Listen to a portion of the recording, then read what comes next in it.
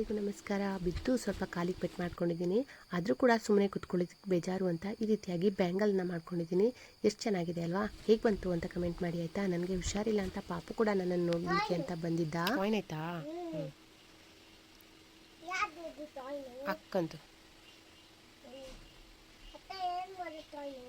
ಅಕ್ಕಗೆ ಅಂತ ಪೆನ್ನೋ ಪೆನ್ಸಿಲೋ ಏನೋ ಬೇಕಾಗಿತ್ತಂತೆ, ಅದಕ್ಕೆ ತಗೊಂಡಿದ್ಲು. ಪೆನ್ಸಿಲ್ ಬರೆಯೋದಕ್ಕೆ ಬರೆಯೋದಕ್ಕೆ ಬೇಕಲ್ಲ ಬಂಗಾರ ಅಕ್ಕಂಗೆ, ಅದಕ್ಕೆ ಅಕ್ಕಂದು ಬಿದ್ದೋಗುತ್ತೆ. ಅದು ನೋಡು ಬಿದ್ದೋಗುತ್ತೆ ನೋಡು. ಓಯ್ಸಾ ಆಯ್ತಾ, ತಿನ್ನಾತಾ ನೋಡು.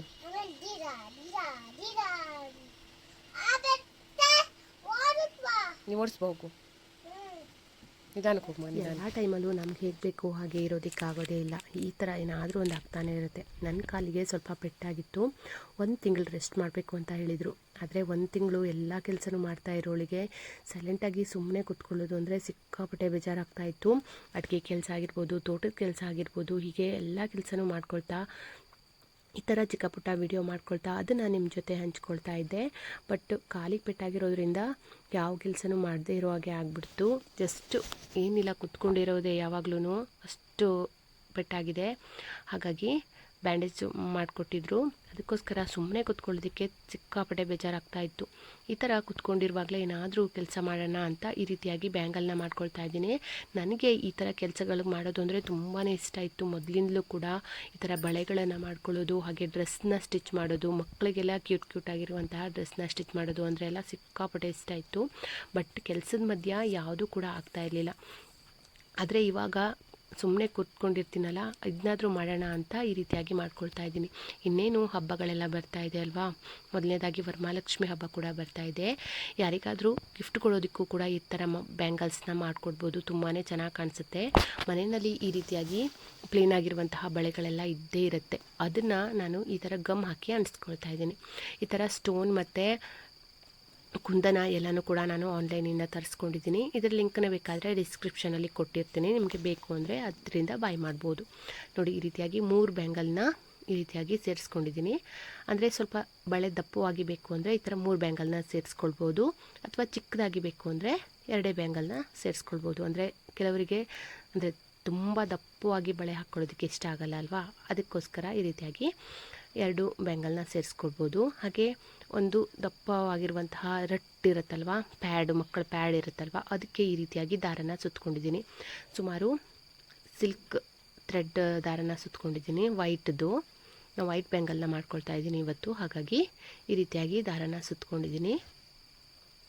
ಈ ಥರ ಒಂದು ಸುಮಾರು 30ರಿಂದ 40 ಎಳೆ ದಾರನ ಈ ರೀತಿಯಾಗಿ ಸುತ್ತಕೊಂಡು ಬಳೆಗೆ ಈ ಥರ ಮಾಡಿ ಸುತ್ಕೊಳ್ತಾ ಇದ್ದೀನಿ. ಈ ಥರ ಮಾಡಿ ಸುತ್ತಕೊಂಡು ಲಾಸ್ಟಲ್ಲಿ ಈ ಥರ ಗಮ್ ಹಾಕಿ ಅಂಟಿಸ್ಕೊಂಡ್ಬಿಟ್ರೆ ಅದು ಚೆನ್ನಾಗಿ ಕೂತ್ಕೊಳ್ಳುತ್ತೆ. ಅಂದರೆ ಸ್ವಲ್ಪನೂ ಕೂಡ ದಾರ ಆ ಕಡೆ ಈ ಕಡೆ ಆಗೋದಿಲ್ಲ, ನೀಟಾಗಿ ಆಗುತ್ತೆ.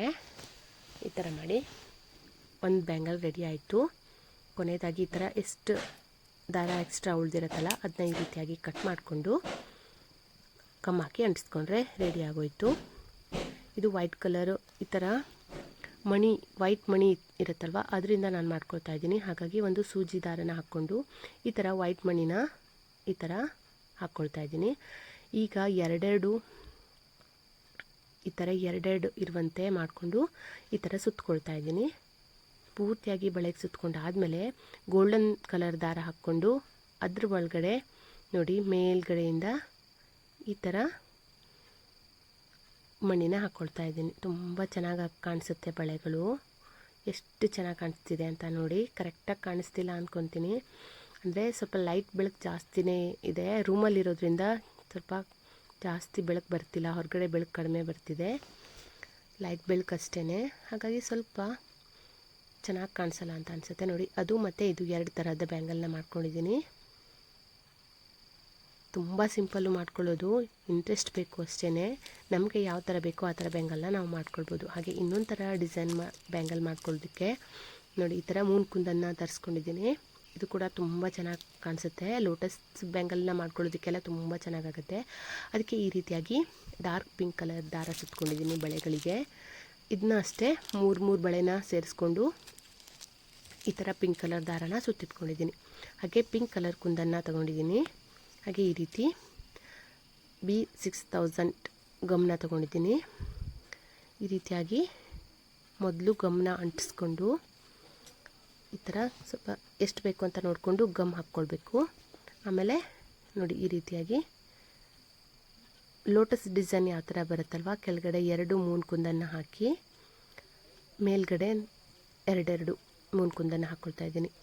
ಈ ರೀತಿಯಾಗಿ ನೋಡಿ ಗಮ್ ಚೆನ್ನಾಗಿ ಅಂಟಿಸ್ಕೋಬೇಕು, ಇಲ್ಲಾಂದರೆ ಬಿಟ್ಕೊಂಡು ಹೋಗಿಬಿಡುತ್ತೆ. ಮತ್ತು ಗಮ್ ಹಾಕಿದ ಮೇಲೆ ಈ ಥರ ಬಳೆ ಮಾಡಿದ ಮೇಲೆ ಚೆನ್ನಾಗಿ ಒಣಗೋದಕ್ಕೆ ಬಿಡಬೇಕು. ನೋಡಿ ಈ ರೀತಿಯಾಗಿ ಮೇಲ್ಗಡೆ 2 ಮೂನ್ ಕುಂದನ್ನು ಹಾಕಿ ಮಧ್ಯದಲ್ಲಿ 1 ವೈಟ್ ಕುಂದನ್ನು ಹಾಕ್ಕೊಳ್ತಾ ಇದ್ದೀನಿ. ತುಂಬ ಚೆನ್ನಾಗಿ ಕಾಣಿಸುತ್ತೆ. ಇದು ಹಬ್ಬಕ್ಕೆಲ್ಲ ಗಿಫ್ಟ್ ಕೊಡೋದಕ್ಕೆಲ್ಲ ತುಂಬಾ ಚೆನ್ನಾಗಾಗುತ್ತೆ. ಮನೇಲಿ ಈ ಥರ ಸುಮ್ಮನೆ ಕೂತ್ಕೊಂಡು ಟೈಮ್ ವೇಸ್ಟ್ ಆಗುತ್ತೆ ಅನ್ನೋರೆಲ್ಲ ಈ ರೀತಿಯಾಗಿ ಮಾಡ್ಕೋಬೋದು. ತುಂಬಾ ಚೆನ್ನಾಗಿದೆ. ಈ ಥರ ಮಾಡಿ ಸೇಲ್ ಕೂಡ ಮಾಡ್ಬೋದು. ಈ ಬಳೆಗಳಿಗೆ ಹೊರಗಡೆಯಿಂದ ತರೋದಕ್ಕೆ ಹೋದರೆ 300-400 ಎಲ್ಲ ಇರುತ್ತೆ. ಅಂದರೆ ಅಷ್ಟೇ ಕೆಲಸನೂ ಕೂಡ ಇರುತ್ತೆ. 300-400 ಕೊಟ್ಟರು ಕೂಡ ಕಡಿಮೆನೇ, ಯಾಕೆಂದರೆ ಅಷ್ಟು ಕೆಲಸ ಇರುತ್ತೆ. ಇದಕ್ಕೆ ಸುಮ್ಮನೆ ಈ ಥರ ಕೂತ್ಕೊಳ್ಳೋದು ಬೇಜಾರು ಅನ್ನೋದಕ್ಕೋಸ್ಕರ ನಾನು ಮಾಡ್ಕೋತಾ ಇದ್ದೀನಿ. ಮತ್ತು ನನಗಿಷ್ಟ ಈ ಥರ ಕೆಲಸಗಳೆಲ್ಲ ಮಾಡೋದು ಅಂದರೆ. ನೋಡಿ ಈ ಥರ ಮಾಡಿ ಸುಮಾರು ಬಳೆಗಳನ್ನು ಮಾಡ್ಕೊಂಡಿದ್ದೀನಿ. ಈ ಥರ 1 ವೈಟ್ ಕುಂದನ್ನು ಹಾಕ್ಕೊಳ್ತಾ ಇದ್ದೀನಿ. ಹಾಗೆ ಕೆಳಗಡೆನೂ ಕೂಡ ಅಷ್ಟೇ ಚಿಕ್ಕದಾಗಿರುವಂತಹ 1 ಸ್ಟೋನ್ ಕೂಡ ಅಂಟಿಸ್ಕೊಳ್ತಾ ಇದ್ದೀನಿ. ನೋಡಿ ಹೀಗೆ ಗೋಲ್ಡ್ ಕಲರ್ ಸ್ಟೋನ್ ಅಂಟಿಸ್ಕೊಳ್ತಾ ಇದ್ದೀನಿ. ಕೊನೆಯದಾಗಿ ಈ ರೀತಿಯಾಗಿ ಬಂದಿತ್ತು. ಲಾಸ್ಟ್ ಎಲ್ಲ ಮುಗಿದ್ಮೇಲೆ ಈ ಥರ ಕಾಣಿಸುತ್ತೆ. ಎಷ್ಟು ಚೆನ್ನಾಗಿ ಕಾಣಿಸ್ತಿದೆ ಅಂತ ನೋಡಿ, ತುಂಬಾ ಚೆನ್ನಾಗಿ ಕಾಣಿಸ್ತಾ ಇದೆ. ನಿಮಗೂ ಕೂಡ ಇಷ್ಟ ಆಯಿತು ಅಂದರೆ ಈ ರೀತಿಯಾಗಿ ಒಮ್ಮೆ ಡ್ರೈ ಮಾಡಿ, ತುಂಬ ಇಷ್ಟ ಆಗುತ್ತೆ. ಹಾಗೆ ಗಿಫ್ಟ್ ಎಲ್ಲ ಕೊಡೋದಿದ್ರೆ ನಾವೇ ಈ ರೀತಿಯಾಗಿ ಮಾಡಿಕೊಡ್ಬೋದು. ತುಂಬ ಚೆನ್ನಾಗಿ ಕಾಣಿಸುತ್ತೆ. ಹೇಗೆ ಅನ್ನಿಸ್ತು, ಹೇಗಿದೆ ಬಳೆಗಳು ಅಂತ ಕಮೆಂಟ್ ಮಾಡಿ ತಿಳಿಸಿ ಆಯಿತಾ. ತುಂಬ ಅಂದರೆ ತುಂಬ ಚೆನ್ನಾಗಿ ಕಾಣಿಸುತ್ತೆ. ಇದ್ರ ಜೊತೆಗೆ 2 ಬಳೆಗಳನ್ನು ಫೇರ್ ಮಾಡಿದ್ದೆ ನೋಡಿ. ಈ ಥರ ಒಂದು ಕೈಗೆ ವಾಚ್ ಹಾಕ್ಕೊಂಡ್ರೂ ಕೂಡ ಇನ್ನೊಂದು ಕೈಗೆ ಈ ರೀತಿಯಾಗಿ ಬಳೆಗಳನ್ನು ಹಾಕ್ಕೊಂಡು ಹೋಗ್ಬೋದು. ಸಿಂಗಲ್ ಬಳೆಗಳನ್ನಾದರೂ ಹಾಕ್ಕೊಂಡು ಹೋಗ್ಬೋದು, ಅಥವಾ ಗ್ಲಾಸ್ ಬಳೆಗಳ ಜೊತೆ ಇದನ್ನ ಪೇರ್ ಮಾಡ್ಬೋದು. ತುಂಬ ಅಂದರೆ ತುಂಬ ಚೆನ್ನಾಗಿ ಕಾಣಿಸುತ್ತೆ. ನಿಮಗೆಲ್ಲ ಹೇಗೆ ಅನ್ನಿಸ್ತು ಅಂತ ನನಗೆ ಕಮೆಂಟ್ ಮಾಡಿ ತಿಳಿಸಿ. ಹಾಗೆ ಇದಾಗಿತ್ತು ಇವತ್ತಿನ ವಿಡಿಯೋ. ಈ ವಿಡಿಯೋ ನಿಮಗೆ ಸ್ವಲ್ಪನಾದರೂ ಇಷ್ಟ ಆದರೆ, ಯೂಸ್ಫುಲ್ ಅಂತ ಅನಿಸಿದ್ರೆ ಪ್ಲೀಸ್ ಒಂದು ಲೈಕ್ ಕೊಡಿ. ಹಾಗೆ ನಿಮ್ಮ ಫ್ರೆಂಡ್ಸ್ ಆ್ಯಂಡ್ ಫ್ಯಾಮಿಲಿಗೆಲ್ಲ ಶೇರ್ ಮಾಡ್ಕೊಳ್ಳಿ. ಈ ಬಳೆಗಳು ಹೇಗೆ ಬಂತು ಅಂತ ನನಗೆ ಕಮೆಂಟ್ ಮಾಡಿ ತಿಳಿಸಿ ಆಯಿತಾ. ಹಾಗೆ ನನ್ನ ಚಾನೆಲ್ನ ಯಾರೆಲ್ಲ ಹೊಸದಾಗಿ ನೋಡ್ತಾ ಇದ್ದರೆ ಪ್ಲೀಸ್ ಸಬ್ಸ್ಕ್ರೈಬ್ ಮಾಡ್ಕೊಳ್ಳಿ. ಹಾಗೆ ಪಕ್ಕದಲ್ಲೇ ಇರುವಂತಹ ಬೆಲ್ ಐಕಾನ್ನ ಕ್ಲಿಕ್ ಮಾಡಿ. ನಾನು ಹಾಕುವಂತಹ ಪ್ರತಿಯೊಂದು ವಿಡಿಯೋದು ನೋಟಿಫಿಕೇಷನ್ ನಿಮಗೆ ಬರುತ್ತೆ. ಹಾಗೆ ಮುಂದಿನ ವಿಡಿಯೋದಲ್ಲಿ ಮತ್ತೆ ಸಿಗ್ತೀನಿ. Thank you.